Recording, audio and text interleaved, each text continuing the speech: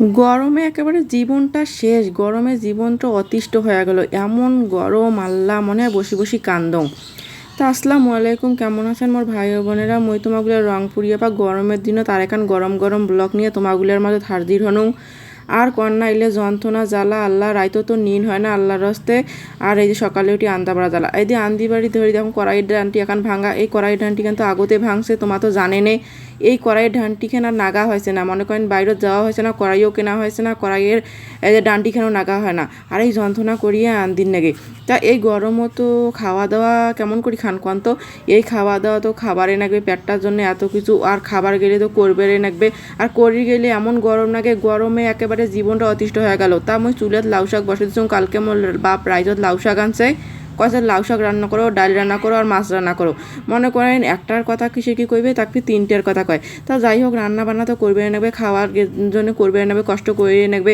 এই গরমে ফির কোন সাগার বাড়ি যান, সাগার বাড়ি গেলে সাগাইও মনে মনে গাইলেইবে যে এমনি দিন আসি সময় পায় না, এই গরমের দিনত মরণের সাগাইগুলো আসি কাম পায় নাই। মনে করেন যার বাড়ি যাবেন তারও কষ্ট, যাই খাইবে তারও কষ্ট, ওই জন্য নিজের বাড়িতে আন্দি বাড়ি খাও শান্তিতে, তাই ভাল। তারপর এদিকে না আমি শাক হইতে হইতে গ্যাসের চুলে কেমন করে ডাল সেদ্ধ করে নিও, তার ডালগুলো চুলে বসে মনে করেন দুইটা চুলে ধরেছ। গরম কেমন করে শর্টকাটে রান্না বান্না করা যায়, 30 মিনিটের রান্না কেমন করে শেষ করা যায়, ওই জন্য 3টে চুলে ধরে দিয়ে তাড়াতাড়ি রান্না করা শেষ করিম।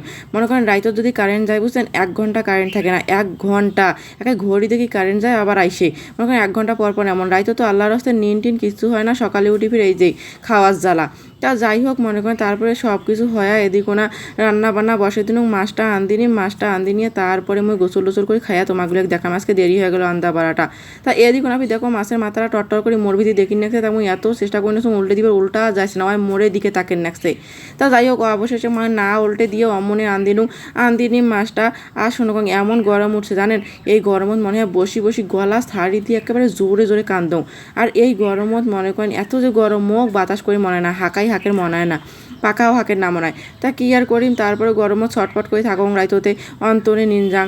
তারপরে এদিকে না মাছটা হয়ে গেল, ধনিয়া পাতা কোনা দিয়ে নিম, ধুয়ে নিয়ে তারপরে গোসল টোসল করিয়েছি, তারপরে তোমাগুলোর সাথে কথা কম। ফির দেখবেন গরমের দিনত হয় কি, মনে করেন বলে সাগাইও মানে বেশি এসে, মানুষেও বেশি এসে, তার যার বাড়ি যাইবেন তারও ফির জ্বালা, হামাগুলেরও জ্বালা। তারপরে গোসল টোসল করিয়ে আসিয়ে মুই এদিকে ভাত খাওয়ার বসলাম, প্রথমে শাক দিয়ে টেস্ট করে দেখুন যে কেমন লাগে, তারপরে অন্য কিছু।